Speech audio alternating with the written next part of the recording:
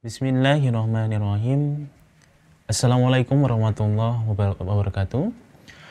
Alhamdulillahirrabbilalamin. Wassalatu wassalamu ala asrafil anbiya'i wal mursalin Sayyidina wa maulana Muhammadin wa barik wasalim ajma'in amma ba'du.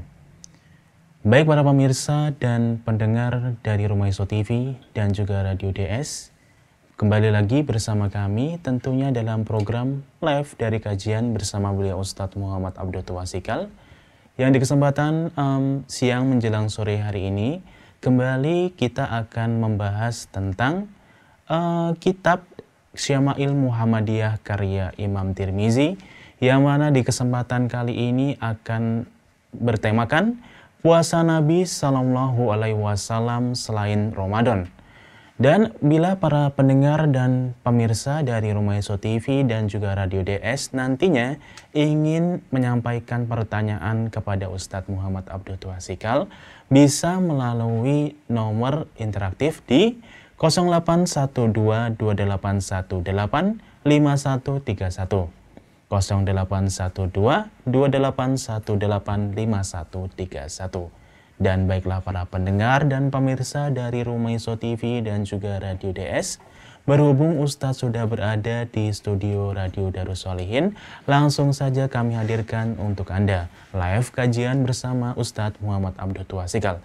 Dan kepada pendengar dan pemirsa dari Rumah Iso TV dan juga Radio DS, kami ucapkan selamat menyaksikan, dan kepada Ustadz kami persilakan. Bismillahirrahmanirrahim. Assalamualaikum warahmatullahi wabarakatuh. Alhamdulillah, salatu wassalamu ala rasulillah wa ala alihi wa sahbihi wasallam. Baik, para pemirsa sekalian, nanti kita kembali melanjutkan bahasan Syama'il Muhammadiyah tentang puasa, di mana dibahas di sini tentang puasa selain Ramadan. Nanti sampai 30 menit kurang lebih, kemudian kita lanjutkan dengan tanya jawab. Silahkan menyiapkan diri untuk bisa melihat di layar di Rumah Iso TV atau yang mendengar di medsos lainnya. Ada tulisan di situ Q&A 0812-281-85131. Di sebelah kiri bawah itu ada di 0812-281-85131. Anda manfaatkan, silakan untuk bertanya nanti di akhir ketika kami berikan kesempatan. Ya, itu nomor telepon ini bisa disimpan, tuh nomor telepon dari Darussolihin. Walaupun nanti pertanyaan bisa bebas selain dari tema yang kami sebutkan, nanti bisa lewat telepon interaktif langsung, nanti kami utamakan, dan bisa juga lewat WhatsApp. Dan kalau sempat kami akan membacakan lewat media sosial di YouTube dan yang lainnya juga, termasuk yang mendengarkan saat ini lewat Cloud X Telkomsel. Ya, bisa bertanya juga nanti. Begitu pula dengan para pendengar atau para pemirsa sekalian yang ingin bertanya langsung, bisa manfaatkan mendengar lewat Cloud X, bisa download di App Store, Apple Store maupun di Play Store. Situ ada Cloud X milik Telkomsel. Ya, itu untuk interaktif langsung lewat video ataupun lewat audio. Bisa manfaatkan untuk mendengarkan kajian, terutama siang ini. Insya Allah bisa bertanya langsung juga lewat itu. Monggo bisa dibaca. Hadis berapa sekarang? 300 sekarang ya? 309. Baik. Mas Maulana silakan baca. Hadis 309. Harun bin Ishaq Al-Hamdani bercerita kepada kami. Ia berkata, Abdah bin Sulaiman bercerita kepada kami dari Hisyam bin Urwah, dari ayahnya, dari Aisyah. Ia berkata, hari Asyura adalah hari yang mana orang-orang Quraisy biasa berpuasa padanya di masa jahiliyah. Dan Rasulullah Shallallahu Alaihi Wasallam juga berpuasa pada hari itu. Ketika beliau berhijrah ke kota Madinah, beliau tetap berpuasa pada hari itu dan memerintahkan para sahabat agar berpuasa pada hari itu. Ketika diwajibkan puasa bulan Ramadan, maka puasa bulan Ramadan itulah yang wajib dan puasa Asyura ditinggalkan. Sehingga barang siapa yang mau, maka ia berpuasa pada hari Asyura. Dan barang siapa yang tidak mau, ia boleh tidak berpuasa. Nah, lihat disebutkan sini di hadis 309.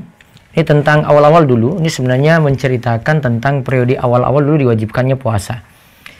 Sebelum turun firman Allah, ya ayyuhalladzina amanu kutiba alaikumusiyam kama kutiba alal ladzina min qablikum la'allakum tattaqun. Wahai orang yang beriman, diwajibkan kepadamu untuk berpuasa sebagaimana diwajibkan kepada orang sebelum kalian, sebelum kamu, agar kamu menjadi orang yang bertakwa.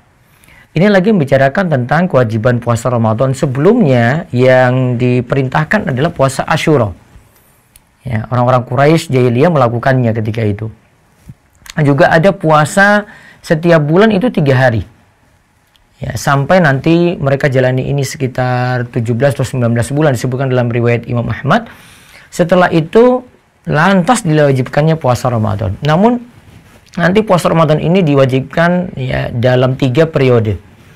Ya, dalam 3 periode, ada periode pertama diwajibkan namun masih punya pilihan, boleh puasa, boleh bayar fidyah. Kemudian diwajibkan kedua, faman syahida minkumus syahra falyasum, yaitu surat Al-Baqarah ayat 185. Situ siapa yang menyaksikan awal bulan maka hendaklah dia itu berpuasa. Di sini puasa jadi wajib, namun boleh makan minum selama tadi sudah tenggelam matahari, lantas dia makan minum bebas, hubungan intim bebas, yang penting belum tidur malam. Syariat makan sahur belum ada. Nah, turunlah lagi ayat yang membicarakan Al-Baqarah ayat 187, itu periode ketiga. Di situ dibolehkan untuk makan sahur. Nah, itulah sempurnanya syariat puasa diterangkan di situ. Nah, di sini disebut Nabi SAW tiba di kota Madinah.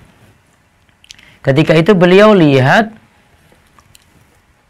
falamma qadimal Madinah shamahu. Ya, beliau ketika itu datang di kota Madinah, beliau lakukan puasa Asyura. Lantas beliau perintahkan orang-orang juga berpuasa puasa Asyura tadi.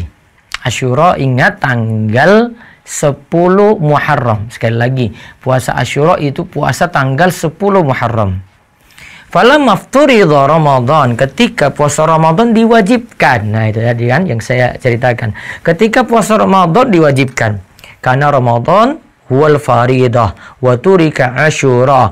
Maka puasa Ramadan itu yang jadi wajib, puasa Asyura ditinggalkan. Faman syaa'a shamahu wa man syaa'a tarakahu. Siapa yang mau puasa ya monggo silahkan, yang tidak mau puasa Asyura juga tidak masalah. Nah, monggo. Sedih. Asyura adalah tanggal 10 bulan Muharram. Berpuasa pada hari itu sebagai ungkapan rasa syukur kepada Allah karena pada hari itu Allah menyelamatkan Nabi Musa dan kaumnya serta menghancurkan Fir'aun dan bala tentaranya. Pada hari Asyura ya, Musa itu menang pada hari Asyura, menghancurkan Fir'aun itu pada hari Asyura. Maka mereka ketika itu mengenangnya dengan berpuasa. Bani Israel ketika itu mengenangnya dengan berpuasa. Terus? Kemudian Nabi Musa berpuasa pada hari itu sebagai ungkapan rasa syukur kepada Allah. Demikian juga dengan Nabi Muhammad SAW dan kaum mukminin. Mereka berpuasa pada tanggal tersebut sebagai ungkapan rasa syukur kepada Allah. Nah, lihat, kaum muslimin seharusnya lebih mensyukuri hal itu juga, ya. Maka mereka ikut berpuasa, ya, dan Nabi SAW juga berpuasa saat itu. Nah, terus diceritakan. Perkataan Aisyah, hari Asyura adalah hari yang mana orang-orang Quraisy biasa berpuasa padanya di masa jahiliyah. Maksudnya bahwa puasa Asyura adalah syariat Nabi Ibrahim alaihissalam yang masih tetap diamalkan oleh orang-orang Quraisy pada masa jahiliyah dan tidak diganti. Nah, puasa Asyura itu diamalkan oleh orang-orang jahiliyah dahulu karena sebelumnya itu sudah ada dari Bani Israel melakukan seperti itu. Wallahu a'lam. Terus. Dan Rasulullah SAW juga berpuasa pada hari itu. Ketika beliau hijrah ke Madinah, tetap beliau berpuasa pada hari itu. Maksudnya, masih tetap berpuasa. Dan memerintahkan para sahabat agar puasa pada hari itu. Disebutkan dalam kitab As-Sahih dan yang lainnya dari hadis Ibnu Abbas radhiyallahu anhuma yang menerangkan masalah ini. Ia berkata, Nabi Shallallahu Alaihi Wasallam datang ke kota Madinah. Beliau melihat orang-orang Yahudi berpuasa pada hari Asyura. Maka beliau bertanya, mengapa hal itu dilakukan? Mereka menjawab, ini adalah hari yang baik.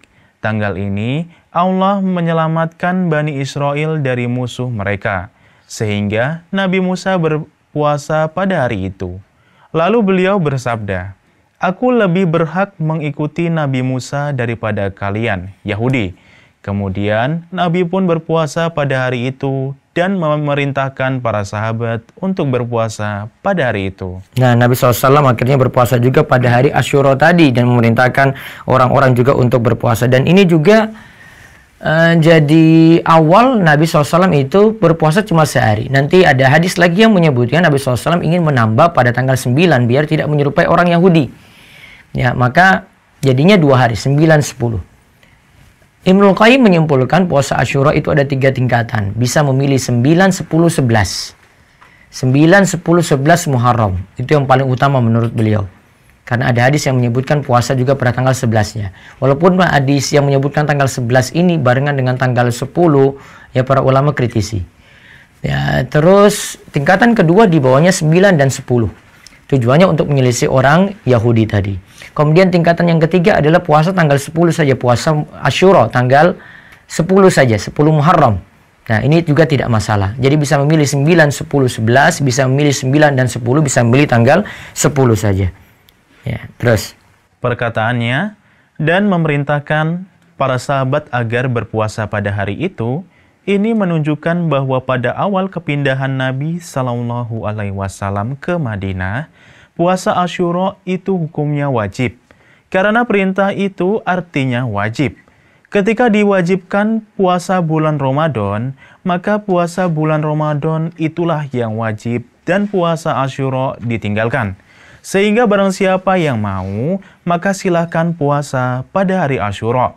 Dan barang siapa yang tidak mau, ia boleh tidak berpuasa. Sehingga puasa Asyura setelah diwajibkan puasa bulan Ramadan, hukumnya sunnah, tidak lagi wajib. Nah, hukumnya sunnah tidak lagi wajib. Walaupun awal-awal itu jadi wajib. Namun ketika puasa Ramadan datang, turun ayat Al-Baqarah 183, tadi disebutkan Nabi SAW tinggalkan puasa Asyura, beliau menjalankan puasa Ramadan. Ya, terus. Dan sunnah puasa Asyura adalah juga puasa pada Tasu'a, yaitu pada tanggal 9 Muharram. Ini sebagai bentuk penyelisihan terhadap kebiasaan ibadah orang-orang Yahudi. Hal ini berdasarkan hadis yang diriwayatkan oleh Imam Muslim dalam Sahihnya. Dari hadis Ibnu Abbas radhiyallahu anhuma bahwa Nabi Shallallahu Alaihi Wasallam bersabda, jika aku masih hidup pada tahun depan, maka aku pasti akan berpuasa pada hari ke-9. Di antara kejadian yang Allah... Nah, ingat ya di sini ya, puasa Asyura ini juga disunahkan untuk menyelisih ahli kitab seperti yang tadi saya sebut, menyelisih Yahudi itu dengan puasa lagi tambah pada hari ke-9. Karena dalam riwayat Muslim disebutkan dalam hadis Ibnu Abbas, Nabi SAW itu mengatakan, la in baqitu ila qabilin la asuman tasi'ah. Jika nanti berjumpa dengan tahun depan, maka aku bertekad lagi untuk berpuasa tanggal 9-nya. Terus. Di antara kejadian yang Allah takdirkan terjadi pada tanggal tersebut, bahwa Al-Husain, ia dan saudaranya Al-Hasan, yaitu 2 pemimpin pemuda di surga, dan keduanya memiliki keutamaan, kedudukan, dan dicintai oleh hati kaum mukminin. Allah mentakdirkan keduanya terbunuh pada hari Asyura itu secara zolim. Nah, keduanya terbunuh pada hari Asyura secara zolim, yaitu Al-Hasan dan Al-Husain. Terus, sehingga dengan kejadian tersebut, lahirlah 2 bid'ah yang tidak ada asal-usulnya. Nah, ada 2 bid'ah pada saat Asyura, ya, yaitu 1. Bid'ah pertama, bid'ah menjadikan hari Asyura sebagai hari berkabung dan berkumpul untuk merayakan kesedihan atas pembunuhan Al-Husain secara zolim. Berkumpul pada hari itu untuk melakukan niyahah atau meratapi mayat, memukul-mukul pipi, merobek-robek baju, dan doa-doa ala jahiliyah. Nah, lihat mereka berkumpul, melakukan niyaha, meratapi Hasan dan Hussein, terutama Hussein yang mereka ratapi di situ. Dan mereka memukul-mukul pipi, mau nyobek-nyobek baju, ada doa-doa ala jahiliyah yang mereka itu ucapkan saat itu. Terus? Bid'ah kedua. Nah, bid'ah yang kedua sekarang. Bid'ah yang berkebalikan dari bid'ah pertama, yaitu menjadikan hari Asyura sebagai hari membebaskan kebahagiaan anak-anak dan keluarga dengan menyediakan manisan, makanan, dan perhiasan atau yang sejenisnya. Nah, lihat di sini ada di situ kebalikannya. Jadikan hari Asyura, yaitu pada tanggal 9 tadi, ini malah hari banyak memberi gitu. Beri manis-manisan, makanan, ya, perhiasan pada anak-anak, pada keluarga. Nah, ini keadaan kebalikan dari yang pertama. Lantas, Ibnu Taimiyah mengatakan, Syekhul Islam rahimahullah dalam kitabnya Minhajus Sunnah berkata, syaitan karena terbunuhnya Al-Husain, bisa melahirkan dua bid'ah di tengah manusia. Nah, menghasilkan dua bid'ah di tengah manusia. Dijelaskan oleh beliau, lanjut. Bid'ah kesedihan, ratapan pada hari Asyura, ya. Baik dengan cara menampar-nampar pipi, berteriak histeris, ya. Ini juga tanda kalau ada yang meninggal dunia, nggak boleh niru kayak begini. Nggak boleh ada yang menampar-nampar pipinya, dia teriak histeris, ya. Biasanya sebagian, dan ini temukan pada ibu-ibu itu. Ada anaknya jatuh, dia teriak keras-keras. Nah, apalagi kalau ada yang meninggal dunia, dia tanda tidak terima, dia teriak keras seperti itu. Nah, ini tidak dibolehkan ini. As-surah. Ini nggak boleh. Ini bentuk niyah, bentuk meratapi. Terus. Menangis. Namun dia menangis ini menangis seru, menangis keras, bukan meneteskan air mata saja. Namun ada suara di situ. Jadi ada tindakan dengan anggota tubuh. Terus. Kehausan. Mengarang-arang puji-pujian. Nah, dia sanjung-sanjung berlebihan yang meninggal dunia tadi. Lantas. Terhadap mayat dan hal-hal lainnya yang mengarah pada mencela dan melaknat kaum salaf. Ya. Mereka mengelompokkan mereka bersama orang-orang yang berdosa. Bahkan as-sabiqunal awwalun, orang-orang yang pertama kali masuk Islam pun dicaci maki. Cerita tentang kematiannya dibacakan dengan dibumbui berbagai kedustaan. Nah, lihat, ini yang dilakukan orang Syiah di sini ya. Yang disebutkan oleh Syekhul Islam Taimiyah pada hari Asyura, orang-orang Syiah melakukan seperti itu. Ya, dan tadi yang saya sebut, jangan ditiru kayak begini. Jadi kelakuan mereka ini banyak ditiru oleh kaum muslimin, bahkan menamakan dengan budaya-budaya tertentu, termasuk di negeri kita juga. Lantas, tujuan orang yang mengadakan hal itu untuk membuka pintu fitnah dan perpecahan di tengah umat. Padahal perayaan itu tidak sunnah, apalagi wajib menurut kesepakatan kaum muslimin. Perayaan itu tidak sunnah, apalagi wajib. Ya, itu bukan sunnah, apalagi bilang itu wajib, kata Ibnu Taimiyah. Terus. Bahkan mengadakan acara bersedih dan niyahah, meratap, atas musibah-musibah yang telah berlalu, termasuk sesuatu yang paling Allah dan Rasul-Nya haramkan. Demikian juga dengan bid'ah kegembiraan dan kebahagiaan. Ya. Ya, itu yang kesimpulannya ada bid'ah dua macam di sini. Ada bid'ah kesedihan dan ada bid'ah kegembiraan pada hari Asyura yang berlebihan tadi untuk kegembiraan yang dimaksud. Baik, kita lanjut hadis 310. Hadis 310. Muhammad bin Bashar bercerita kepada kami. Ia berkata, Abdurrahman bin Mahdi bercerita kepada kami. Ia berkata, Sufyan bercerita kepada kami. Dari Mansur, dari Ibrahim, dari Al-Qamah, ia berkata, aku pernah bertanya kepada Aisyah, apakah Rasulullah SAW mengkhususkan suatu hari tertentu? Ia menjawab, amalan Rasulullah SAW itu sifatnya kontinu. Nah, sifatnya itu kana amalu dimah. Amal Nabi SAW itu sifatnya kontinu, ajeg. Terus? Siapa di antara kalian yang sanggup melakukan apa yang dilakukan oleh Rasulullah SAW? Nah, siapa yang ingin lakukan ya ya silakan lakukan karena beliau amalannya itu ajak gitu. Terus ini adalah hadis umum tentang seluruh ibadah dan tidak khusus berkaitan dengan masalah puasa saja. Nah, ini tentang masalah umum ya, bukan hanya kaitannya dengan masalah puasa, namun ini masalah umum.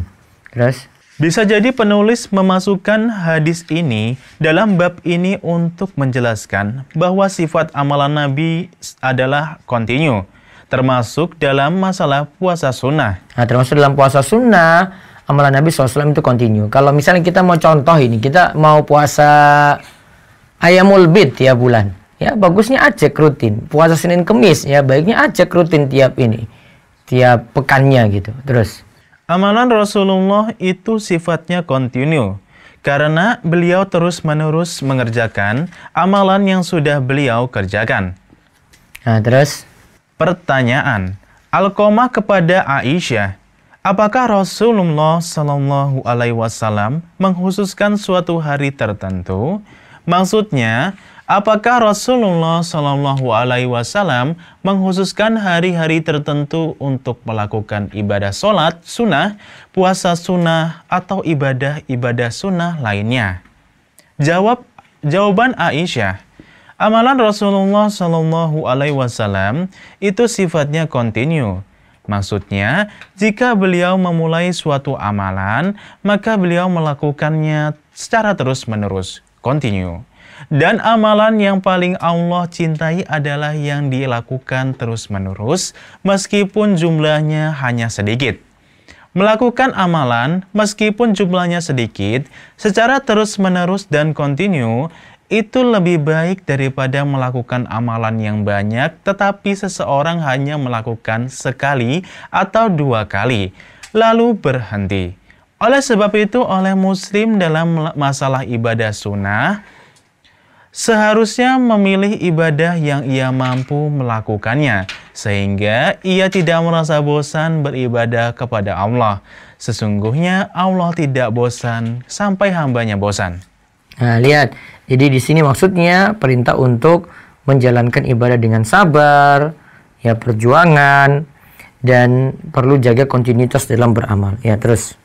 Perkataan Aisyah, siapa di antara kalian yang sanggup melakukan apa yang dilakukan oleh Rasulullah? Maksudnya bahwa Allah memberikan kepada nabinya kemampuan untuk sabar dan kontinu dalam beramal, serta sikap terus-menerus dan berusaha.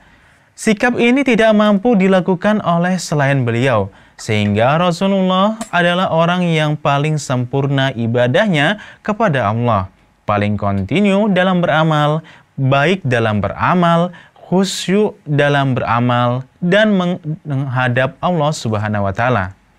Ya, terus Hadis 311. Nah, sekarang hadis 311. Jadi intinya tadi ini hadis umum ya, tidak hanya membicarakan masalah puasa, amalan yang lainnya juga demikian. Ya, terus hadis 311. Harun bin Ishaq bercerita kepada kami. Ia berkata, Abdah bercerita kepada kami dari Hisham bin Urwah, dari ayahnya, dari Aisyah. Ia berkata, Rasulullah Shallallahu Alaihi Wasallam pernah masuk menemuiku. Waktu itu di rumahku ada seorang wanita. Beliau bertanya, siapa ini? Aku menjawab, Fulanah. Ia tidak tidur malam. Maka Rasulullah Shallallahu Alaihi Wasallam bersabda, beliau harus memilih amalan yang mampu kalian lakukan. Demi Allah, Allah tidak bosan sampai kalian bosan. Dan amalan yang paling Rasulullah Shallallahu Alaihi Wasallam senangi adalah yang dilakukan secara terus-menerus oleh pelakunya. Secara terus-menerus oleh pelakunya, alaikum bil a'mali ma tutikun fa wallahi la yamallullahu hatta tamallu. Terus dilanjutkan dengan wa kana habbu dzalika ila Rasulillah sallallahu alaihi yadum alaihi sahibuhu. Amalan yang paling disukai adalah amalan yang rutin dilakukan. Terus perkataan Aisyah, Rasulullah Shallallahu Alaihi Wasallam pernah masuk menemuiku. Waktu itu di rumahku ada seorang wanita. Ada yang mengatakan namanya adalah Al-Haula. Ia adalah salah satu keluarga Ummul Mukminin Khadijah radhiyallahu anha. Beliau bertanya, siapa ini? Aku menjawab, Fulanah. ia tidak tidur malam.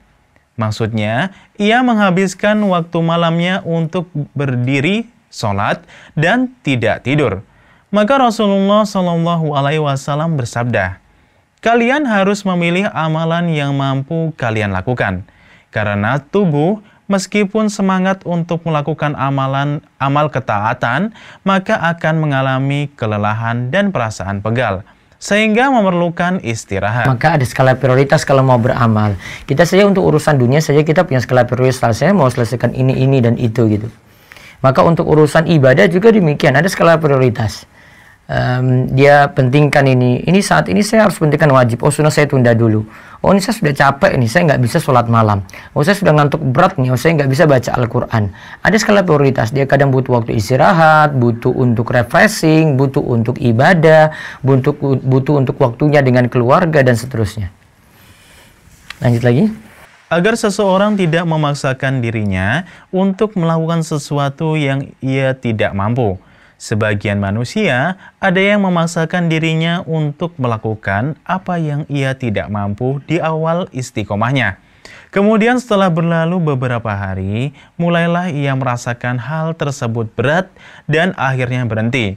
Dan yang paling tepat dalam hal amalan sunnah adalah seseorang memilih amalan yang mampu ia lakukan. Nah, untuk amalan sunnah, pilih amalan yang mampu ia lakukan. Ya, terus. Kemudian secara bertahap ia menambahnya.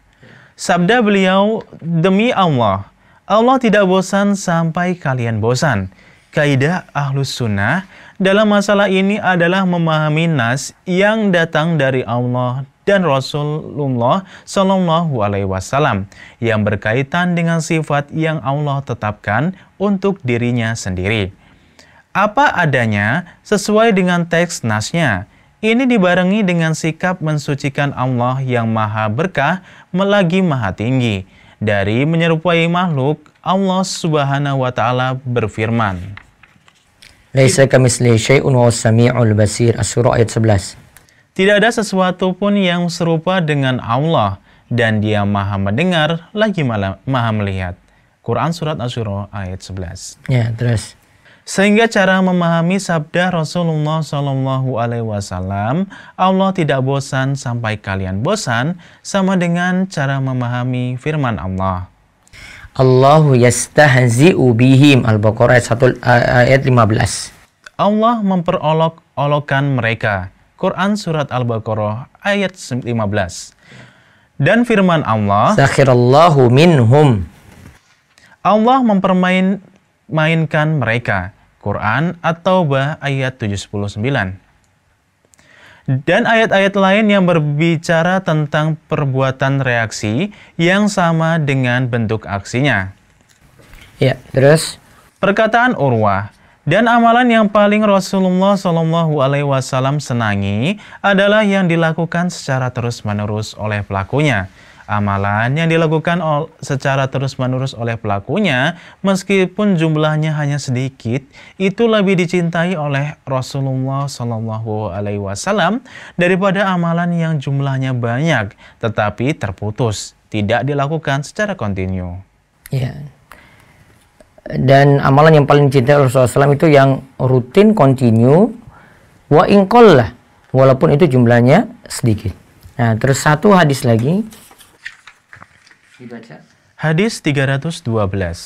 Abu Hisyam Muhammad bin Yazid Ar-Rifai bercerita kepada kami. Ia berkata, Ibnu Fudail bercerita kepada kami. Dari Al-A'mas, dari Abu Sholih, ia berkata, aku pernah bertanya kepada Aisyah dan Ummu Salamah, amalan apa yang paling disenangi oleh Rasulullah SAW? Keduanya menjawab, amalan yang dilakukan secara terus-menerus meskipun jumlahnya sedikit. Hadis ini memiliki kandungan makna yang sama dengan hadis sebelumnya. Dan ia dianggap sebagai kaidah yang agung dalam masalah ibadah sunnah, yaitu seseorang memilih ibadah sunnah yang mampu ia lakukan secara kontinu. Nah, lihat. Di sini jadi dalil kaidah tentang ibadah sunnah. dia lakukan pokoknya semampu dia, yang penting lakukan secara kontinu. Ada satu hadis lagi, hadis 313, insya Allah besok baru kita bahas, dan ini nanti hadis terakhir. Kemudian kita masuk pada bab yang baru, bab maja'a fi qiraati Rasulillah sallallahu alaihi wasallam, tentang bagaimana Rasulullah SAW itu membaca Al-Quran. Ya, Rasulullah SAW itu baca Al-Quran. Kapan beliau keras suaranya, kapan beliau sir suaranya, berhentinya bagaimana, matnya bagaimana, tartilnya bagaimana, bagusnya suara beliau seperti apa. Ya, kita akan lihat nanti di bahasan esok hari insya Allah jam 2. Jangan dilupakan untuk kajian rutin seperti ini. Dengan kita akan sama Syama'il Muhammadiyah. Dan kami ingatkan, sore ini jam 4 nanti ada kajian untuk anak-anak di channel Rumiso TV dan IG M. Abdul Wasikal. Kemudian malamnya ini kami buka sesi baru untuk anak-anak remaja. Jadi orang tua yang memiliki anak remaja atau secara umum juga bisa mengikuti. Namun nanti mudah-mudahan anak remaja banyak mengikuti nanti ba'da tarweh jam 8 malam sampai setengah jam saja. Setelah itu tanya jawab. Ya, mudah-mudahan 45 menit sudah rampung. Silahkan nanti siapkan pertanyaan yang penting-penting, bisa tanyakan pada malam hari jam 8 sampai selesai insya Allah selama 45 menit. Tema malam ini, jangan salah niat. Kita bahas hadis pertama dari kitab Arba'in An-Nawawiyah. Baik, demikian. Silahkan jika ada yang mau bertanya. Kalau yang ingin bertanya di Cloud X bisa raise hand, biar nanti kami tanggapi. Kemudian lewat telepon bisa di 0812-281-85131. Di 0812-281-85131. Baik, lewat WA dulu kalau belum ada yang lewat telepon, monggo.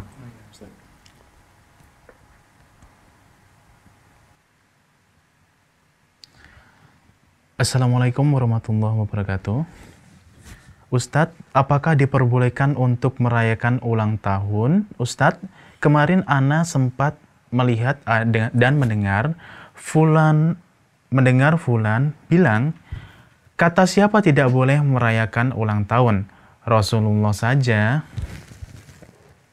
Merayakan yang tidak boleh itu meniup lilinnya. Dan Fulan juga berkata bahwa musik itu tidaklah haram. Yang haram niupnya yang haram. Seperti alat musik yang itu kan perkataan dia bukan nabi, dan nabi bilang itu nggak boleh, dan ulang tahun juga itu tidak boleh karena itu bukan budaya kita. Nggak usah pakai membicarakan hukum, jangan pakai perasaan begitu. Lihat perkataan ulama, lihat dalil, tunduk pada dalil. Kita kan sami'na wa ata'na, bukan pakai perasaan saya jawab. Kecuali kalau dia bawa dalil untuk membantah perkataan nabi yang lain, silahkan gitu. Wallahu a'lam. Bismillah, izin bertanya Ustadz. Apakah tidur saat jam 8 sampai jam 10 per set 11 sudah bisa termasuk qailulah? Dan apakah tidur pada setelah zuhur bisa dihitung qailulah? Yang jelas kalau tidur qailulah itu sebelum zuhur sih biasanya kata para ulama, namun kita bisa artikan juga tidur siang. Kalau memang kesempatannya ba'da zuhur nggak masalah seperti itu. Terus kalau itu ada yang resen kayaknya. Oh iya. Terus kalau tidur jam 8 tadi kalau butuh nggak masalah ya, untuk di bulan Ramadan juga demikian. Baik. Ustadz, bagaimana hukum memanfaatkan harta warisan yang dibagi secara rata? Sebelumnya, Ana sudah meminta untuk dibagi sesuai syariat, namun saran Ana tidak dilaksanakan. Kalau tuntutan keluarga disuruh bagi secara rata, ini agak bingung karena ini masalah keluarga, masalah kompleks ini ya. Artinya ada yang nantinya ya mau menerima, ada yang tidak. Sehingga kalau saya sarankan ya yang dapat seperti itu dia ridhoi saja dan tidak banyak nuntut daripada banyak konflik lagi selanjutnya. Wallahu a'lam. Ustadz, bagaimana hukumnya bekerja dalam perusahaan yang dalam aplikasinya terdapat fitur diskon dari bank? Kemudian, bagaimana bagi pegawai yang mengerjakan pendukung aplikasi tersebut namun bukan pada bagian fitur diskon tersebut? Serta gaji yang didapatkan selama ini bagaimana? Dan bagaimana apabila gaji ini telah dibelanjakan produk seperti handphone dan sebagainya? Jazakallah khair.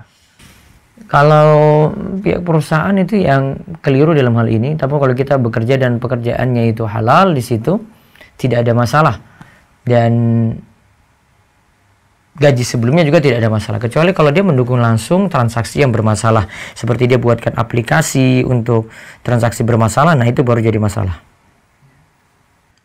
Selanjutnya Ustadz, Afwan mau tanya, hukum menjadi dosen PNS ketika mengajar pada ada ikhtilat dan gaji PNS dari APBN yang di sana banyak yang haramnya seperti dari pajak, mohon pencerahannya Ustadz.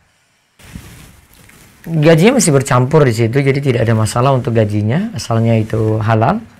Dan untuk menghindari ikhtilat tadi agak sulit di sini karena dia di lingkungan yang memang bermasalah gitu, yang tidak mungkin diterapkan dipisah. Jadi saya kurang sangat sulit untuk memberikan solusi untuk ini, kecuali dia kurangi mudarat di dalam kelas. Wallahu a'lam. Ustadz, saya Rizky. Afwan mau tanya di luar tema. Bagaimana hukumnya dropship namun barangnya dibuat sesuai orderan? Contoh, saya daftar menjadi dropship ke supplier, kemudian supplier akan membuatkan sesuai pesanan yang didatangkan dari saya. Yang mana saya dapat pesanan itu sesuai keinginan dari customer. Nantinya setelah barang jadi, supplier akan mengirim langsung ke customernya. Nama pengirimnya akan dinamakan sesuai nama yang saya inginkan. Dan keuntungannya, pihak supplier membebaskan kepada saya mau naikkan harga berapapun. Ini bagaimana Ustadz? Apakah boleh? Dia supplier, diulang dulu. Saya daftar menjadi dropship ke supplier. Kemudian supplier akan membuatkan sesuai pesanan yang didatangkan dari saya. Yang mana saya dapat pesanan itu sesuai keinginan dari customer. Nantinya setelah barang jadi, supplier akan mengirim langsung ke customer. Nama pengirimnya akan dinamakan sesuai nama yang saya inginkan dan keuntungannya. Nah, itu namanya posisinya di situ kamu sebagai wakil dari yang punya barang, kemudian kamu terima orderan dari situ. Walau tidak masalah untuk itu. Terus ada lagi. Ustadz, jika saya hitung secara kasar, hutang puasa saya sejak pertama kali haid SMP, sekarang secara kasar lebih dari 300 hari. Sudah dicicil puasa dan fidyahnya, apabila belum lunas SMP saya meninggal, apakah anak saya harus menanggung menyelesaikannya? Iya, itu tetap utang, tetap harus diselesaikan. Bisa dengan cara setiap bulan itu ada puasa Senin Kemis dilakukan. Minimal dapat 8 di situ. 10 bulan sudah di 80. Dia lakukan dalam waktu 3 tahun, itu mudah-mudahan bisa lunas. Ya, jadi rutinkan saya puasa Senin Kemis terus-menerus. Kesalahan yang dulu ya ditebus seperti itu. Baik, ini lewat YouTube. Apakah hukum zakat selain zakat fitrah sifatnya wajib? Mengingat Ustadz beberapa hari ini membahas berbagai macam jenis zakat. Ya, hukumnya wajib, Bu. Ada zakat, nanti bisa ikuti pagi ya. Ada zakat perhiasan, tadi pagi yang kita bahas, zakat mata uang, zakat emas, zakat perak, hukumnya wajib. Apakah membayar zakat fitrah bisa digantikan sejumlah uang untuk dibelikan beras? Bisa, namun kalau mau praktekkan tekstual hadis, serahkan kepada fakir miskin itu dalam bentuk beras, makanan pokok. Teman saya di Salaya, di mana tidak ada muslim, ingin membayar zakat fitrah di masjid di Bangkok dengan mau transfer uang. Bisa seperti itu, dia transfer ke daerah lain nanti serahkan dalam bentuk makanan pokok. Bagaimana hukum memanfaatkan harta warisan yang dibagi secara rata? Tadi sudah ya. Ya, terus ada lagi? Ada lagi Ustadz? Ya. Ustadz mau tanya, kalau zakat perhiasan emas yang ada berliannya, gimana hitungnya ya Ustadz? Kebetulan di surat tidak tercantum berapa gram emasnya. Makasih Ustadz. Dari Nita di Bandung. Diulang? Ustadz mau bertanya, zakat perhiasan emas yang ada berliannya gimana hitungnya ya Ustadz? Dipisah, kalau memang itu nanti sudah mencapai nisab ya. Emasnya berapa di situ, berliannya dipisah. Berlian tidak masuk hitungan. Yang masuk hitungan nanti emasnya. Kalau emasnya di atas 85 gram, maka nanti kena zakat 2,5%. Kebetulan di surat tidak tercantum berapa gram emasnya Ustadz. Tanya pada yang ahli dalam itu. Nanti mereka akan jelaskan itu. Tukang emas nanti yang jawab. Ya, selanjutnya Ustadz. Mau tanya Ustadz, ana bingung hitung zakat emas. Karena sebagian masih digadai sebanyak 55 gram. Apakah wajib zakat? Yang ana pegang 25 gram. Perhiasan gelang dan cincin kadang-kadang dipakai, kadang-kadang tidak, 15 gram. Nah, tidak kena, 85 gram baru kena. Ya, cukup? Baik, kalau tidak ada, nanti malam ini ada Q&A juga untuk pembahasan jangan salah niat, terus besok pagi dengan pembahasan fikih muamalah. Demikian, mudah-mudahan manfaat. Kita cukupkan untuk kesempatan siang ini.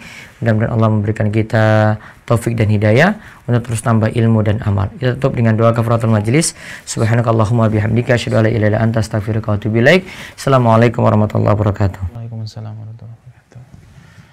Baik para pemirsa dan pendengar dari Rumeso TV dan Radio DS, itu tadi telah kami hadirkan untuk Anda, yaitu live dari kajian bersama beliau Ustadz Muhammad Abdul Tuasikal dengan tema Puasa Nabi Sallallahu Alaihi Wasallam selain Ramadan dari kitab Syama'il Muhammadiyah karya Imam Tirmizi. Semoga para pendengar dan pemirsa dapat mengambil ilmu yang sangat banyak tadi ya dari Ustadz Muhammad Abdul Tuasikal sehingga dapat menjadi ilmu yang bermanfaat tentunya ya. Dan sampai di sini dulu perjumpaan kita para pendengar dan pemirsa dari Rumeso TV dan Radio DS.